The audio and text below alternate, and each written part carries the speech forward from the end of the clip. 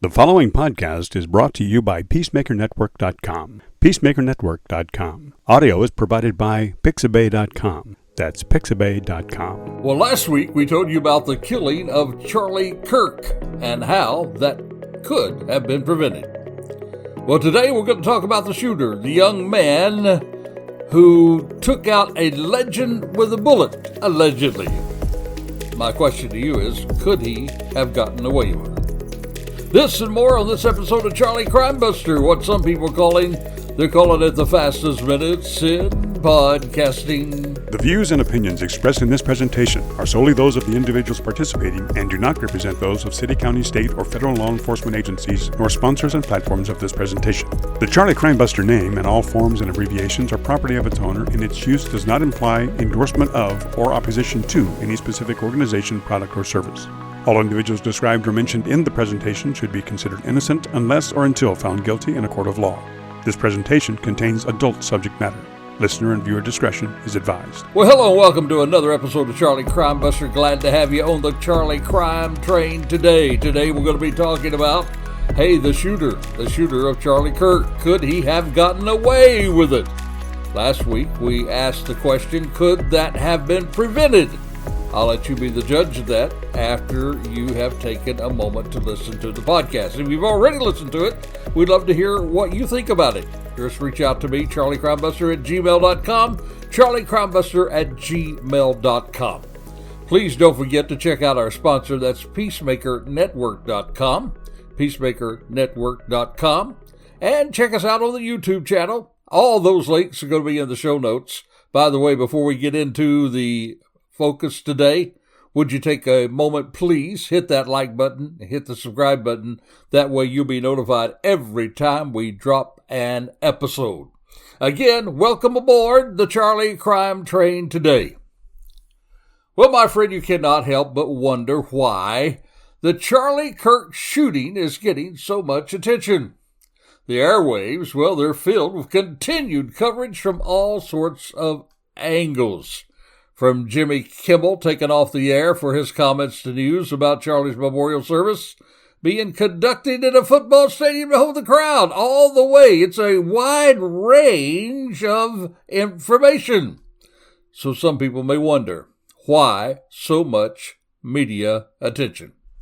To be sure now, we all know now that Charlie Kirk was a national figure. He was well known by his fans and critics alike. To his fans, he was a hero. To his critics, an lightning rod. But the circumstances surrounding the shooting has also gotten attention, especially questions about the prevention of such shootings in the future. By the way, please make sure you heard last week's podcast where I covered whether this could have been prevented or not from the perspective of a security expert. Now, many people are closely following the story to try to understand not only the events that led to the tragedy, but some of the broader implications that it may have on public discourse and policy. For sure, this has been an emotional ride, for sure, and the controversy continues to fuel the ongoing coverage and discussions around this case. Then there's the curiosity about the alleged shooter himself, which we are covering on today's podcast. You see, charges were announced against Tyler Robinson. He's a 22-year-old who is accused of shooting and killing Charlie Kirk while Kirk was speaking there at the Utah Valley University. And so it was that Utah County Attorney Jeff Gray, he charged Robinson with aggravated murder, felony discharge of a firearm, 2 counts of obstruction of justice, 2 counts of witness tampering, and committing a violent offense in the presence of a child. And the attorney, Jeff Gray, he says he's going to seek the death penalty against Robinson. In other words, they threw everything at him, even the kitchen sink. Now, Robinson's background has since come under intense security, while investigators and even the public search for answers. Reports tell us that he was a former student at Utah Valley University. Authorities are continuing to piece together his actions, even now beyond the shooting, hoping to shed light on what could possibly drive this young man who had everything before him to commit such a shocking act. Now, in a remarkable development, well, it is remarkable, I think, because it has now been revealed, and you already know this by now, that he was actually turned in by his own father. By the way, his own father, who was also a law enforcement officer. Now that, too, has added another layer of public interest to this case. People now are talking about, would I have done that with my son? Would I have done that with my child? So we're now talking in the national discourse about the difficult choices that sometimes families have to face when they find themselves in such circumstances. That decision by Robinson's father to notify the police, well, it's even sparked conversations about responsibility, ethics, and our own role of preventing further tragedies by turning in those that we love. We're going to talk a little more about that, and we're going to talk more about this shooter. And we're going to answer the question, is it possible that had he not been turned in, could this shooter have gotten away with this crime of the century? We're going to talk more about that in a moment, but right now it's time for us, as we often do on our Charlie Crimebuster podcast, to take a moment and lighten the load a little bit. To take a moment and get your breath and listen today to Charlie Crimebuster's Crazy Crook of the Week. Well, our Crazy Crook story today comes from Polk County Sheriff Grady Judd. We have a number of dumb crooks in his bed and breakfast down there. And he tells it this way. He says, early one morning, just before sunrise, a possible accidental 911 call was received with nobody on the line. Deputies then responded to a Lake Wells residence where that call was made. And that phone number, well, it belonged to a man named Clint, with whom the deputies were very familiar with. Let's just say that Clint has been a frequent guest at Grady Judd's bed and breakfast. Plus, Clint also, listen to this, had 3 active felony warrants: failure to appear and for grand theft. And of course, surprise, surprise, surprise, he was on probation dealing in stolen property. Now, Clint was not hard to find. He was sitting on the ground when the deputies arrived. They yelled to him, "Clint, show us your hands." He refused, but then he yelled back to them, "No, I'm not Clint, I'm Robert." But again, the deputies, they were very familiar with Clint. They knew he was not Robert. So they moved in, and they went ahead and executed the warrant. At that time, he was again found to be in possession with several drugs: crank, ice, rocket fuel, Scooby snacks. Well, Clint was chauffeured to the bed and breakfast, checked in on his 3 warrants, and taken to his guest suite. Well, the corrections officer also, they hooked him up with complimentary charges of additional charges now: possession of meth, possession of drug paraphernalia, providing false ID to LEO, and resisting and violation of probation. So basically, Clint was captured because of his butt dial, but his own butt put his butt in jail. And that, my friend, is Charlie Crimebuster's Crazy Crook of the Week. Now, you've probably heard a lot in the news about the fact that Tyler's dad turned him in, but it wasn't only his dad, it was also his mom that was involved with her own observations. In fact, when she saw the photo of the person who was suspected of killing Kirk, well, she immediately thought to herself, it looked like her son. So then she calls him, say, "Hey, man, where are you?" And then we get in this information from charging documents that was actually released this last week. So Robinson, Tyler, then tells her, his mom, that he had been sick at home for the past 2 days, using the old sick excuse there. including that day where Kirk was killed. But still, his mom, she could not shake the fact that it sure looked like her son, and who knows her son better than herself. She thought there were similarities between her son's face and the image that was released by law enforcement. And of course that quickly got all over the place as it was circulated online. She then told the police, she began to talk to her husband about that photo. And her husband said, he agreed with her. It really looked like their son. Now remember, folks, this is, they are 200 and something miles away from their son. Their son is 200 and something miles away from the scene where the killing took place. So this is a long-distance type of thing. They were worried, and so they continued to call, and they began to speak to him again and again and again until he finally implied that he was the shooter. That's according to the documents.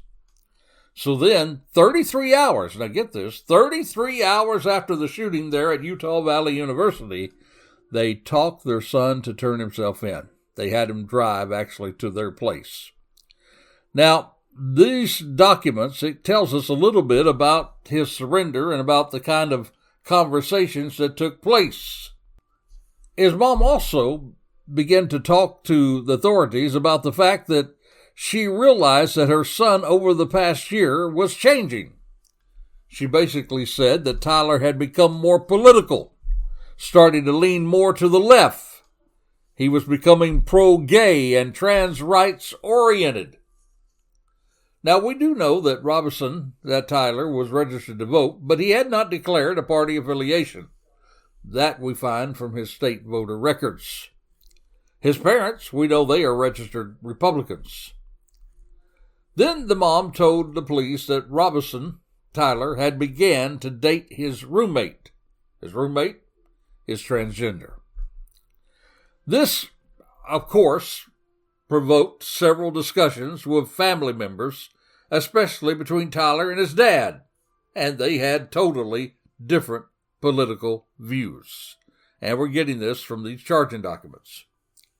In one conversation before the shooting, Tyler, he mentioned that Kirk was holding an event at the university there in Utah, and he called it, now listen to this, because this is going to come up a little later as we talk about this. He called it, quote, unquote, a stupid venue. And of course, Tyler also talked to his dad about he thought that Kirk was spreading hate. In fact, in a text to his roommate after the shooting, Tyler, allegedly, according to reports, he wrote, quote, I had enough of his hatred. Some hate cannot be negotiated out. Tyler told them that since Trump got into office, that his dad was pretty diehard MAGA. Of course, talking about MAGA, the slogan referring to U.S. President Donald Trump. Now, here's something else that really catches your attention.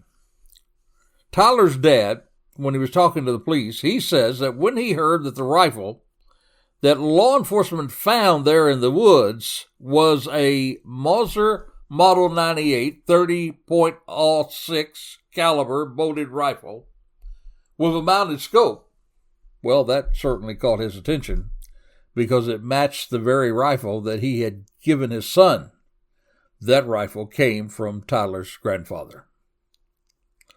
Now, after his wife called about the photo, then Tyler's dad called his son about the gun, and he asked him, hey, send me a picture of it.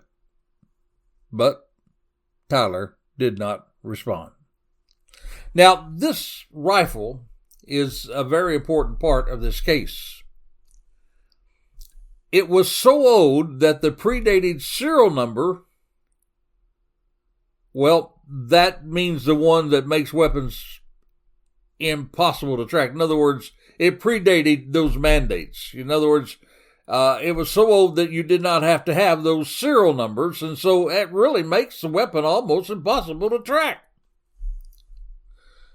Of course, it was known as Grandpa's rifle. It's decades old. It was a German-made gun used in both wars and was on the market years before the law came that you had to have these unique traceable numbers. I believe that happened, well, the laws came just after John F. Kennedy, of course, was assassinated.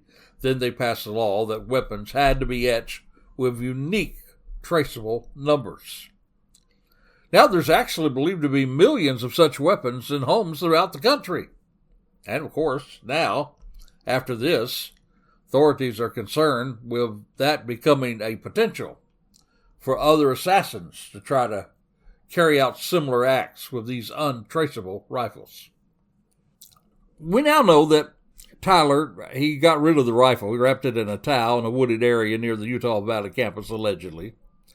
Cops did find this weapon several hours after the assassination, but it's really not clear to us whether they have been able to trace it to Tyler. So now we come to think about what would have happened had his family not pressured him into surrendering to cops. Could they have tied that gun to Tyler? Now, of course, Tyler also was very free with his texts afterwards. He even wrote after the shooting to his roommate, "I had enough of his hatred," quote, "some hate can't be negotiated out." I've mentioned that to you. So he is incriminating himself with his own texts. In other words, had he been quiet, what would have happened? Now, as his dad began to talk to him, they come to realize that he was even making some pretty far out statements, like he had planned to die by suicide. Of course, that would have alarmed any parents. And so they began to talk to him and say, come on home, we're going to work this out. And so then he actually drove to their southern Utah home in Washington City, again, some 200 or more miles away. That's where they had lived forever. That's where Tyler had grew up. So we're talking about some long-distance things here. Long distance from the place that the event took place where Charlie Kirk was assassinated. Long distance from there to his apartment where he was sharing with a roommate. And then over 200 miles from there to where his parents lived. And Tyler now is telling them, he's a little more open with them, that he was a shooter.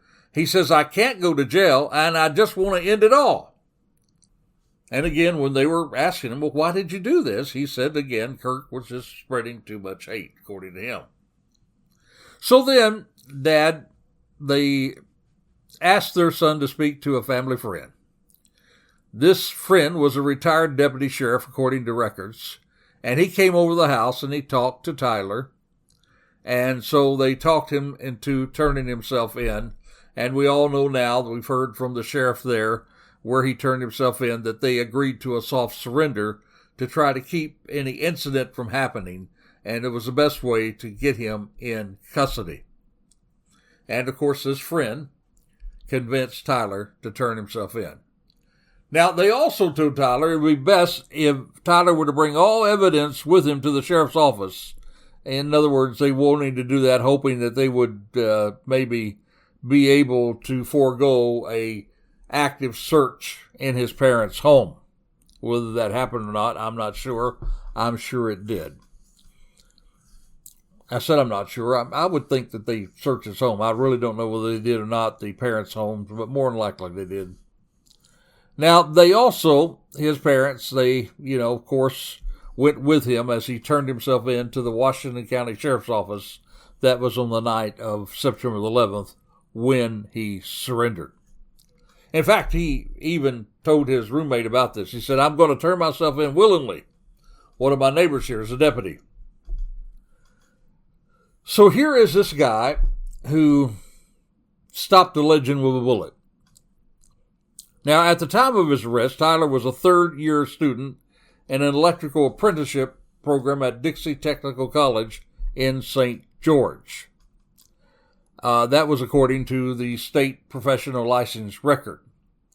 But before that, before he enrolled into this technical college, he had attended Utah State University for one semester back in 2021, and there he was a pre-engineering student after getting a $32,000 scholarship offer. So he was a very smart, intelligent guy. So what happened to him? What brought this smart, intelligent guy into this dark place where he shoots somebody in a mass gathering? We do know that he graduated from Pineview High School in 2021. And so we see the pictures on his mom's Facebook. They all show the family hunting and fishing and just seemingly having a normal upbringing in a loving, caring family. So now, I want to switch gears a little bit. Last podcast, when I talked to you about the tragedy that could have been prevented, I also brought up something that you hear often on this program when we talk about these shootings, what I call Charlie Crimebuster's footprints of a mass shooter. And it belongs along this line. It goes along this line. There's the planning part. There is the procurement of the weapon. There is the practicing, usually. And there is the penetration and the participation. All start with the letter P. Easy for you to understand and remember. Planning, procurement, practicing, penetration, the participation. Now we know that Tyler told his roomie that he had been planning this for about a week. So there is this planning stage. He knew where the venue was. He knew about that campus. And he was planning out in his mind what he was going to do. So the planning part is there for us to see. Now we know there's also the procurement part. We know that he already had the rifle, and it had been procured, or it had been gifted to him by his father to him, and the rifle came from his grandfather. And so Tyler allegedly took his granddad's scope 36 caliber hunting rifle, 30-06, to the campus of Utah Valley University, which was 3 hours from his home, and he allegedly fatally shot Kirk from a rooftop 140 yards away. So we do know that not only do we have the procurement, and not only do we have the practicing, in fact, we know that he pretty well did that. And listen to this. This is really a haunting text. He texts to his roommate, judging from today, quote, I'd say Grandpa's gun does just fine. I don't know. I think it was a 2-cake scope. That's what he bragged to his lover about in a text message after the assassination. So we know now that he procured it. We know now that he planned it. What about the practicing? Well, we know he did practice. You know why? Because police found targets with bullet holes at Tyler's home. In fact, they found several targets with bullet holes there in his home. That is according to attorney, again, Jeff Gray. They also found a shell with engraved messages on it at the same residence. Now, when it comes to practice, there's, according to reports, there's no indoor shooting ranges near Tyler's home there in St. George. But locals, it's reported, they often disappear into the Mojave Desert to hunt and sight their rifles. Someone said he would have needed to go outside to train at that range, and anybody is allowed to go out in the desert and practice shooting on public land outside the city. That's what Sean Wood, who owned a range and armory in the town of St. George. And Washington County, by the way, is a really, really beautiful place. It's right there on the Arizona border, surrounded on all sides, straight out, kind of like out of a cowboy picture, rolling red rock hills, narrow gorges, sandy plains. It's right there on the Arizona border. And by the way, the Utah Bureau of Land Management owns more than 600,000 acres of the Mojave Desert there in Washington County. So there was no shortage of what we might call a natural gun range for him to practice his shot. And we know that he did because we have those targets. So now we have the planning stage, we have the procurement stage, and we have the practice stage, and now we come to that penetration stage. How you get into the spot where you make the shot. And we mentioned that last week. He penetrated what I call the third ring of security, that outer ring. in which there was a major security breach. No one was spotting. No one was assigned to constantly check the nearby rooftops that we know about. And as I said last week, and you may call it Monday morning quarterbacking, I call it pure common sense, that any security leader who was responsible for the protectee would have checked and consistently had those eyes on the roofs. This was how President Trump was shot at an outdoor event in Butler. Now, how could you not check the roofs? And here is where Charlie's fourth footprint of a mass shooter, or one who shoots in a mass setting, takes place. He had planned this for a week. He no doubt knew the venue. He had even told others it was a stupid place for the event. Remember that? And he penetrated the third ring of security, and that security was basically non-existent. Now comes the final footprint of the shooter, the participation. The shot rings out. The shooter, he then uses the excitement and chaos of the moment to get away. Everybody's running every way, right? So if you're going to be running, it's not going to be out of the ordinary for you to be running too. We know now that he jumped off the roof. We see that in a video. He ran away from campus. He ditched the rifle.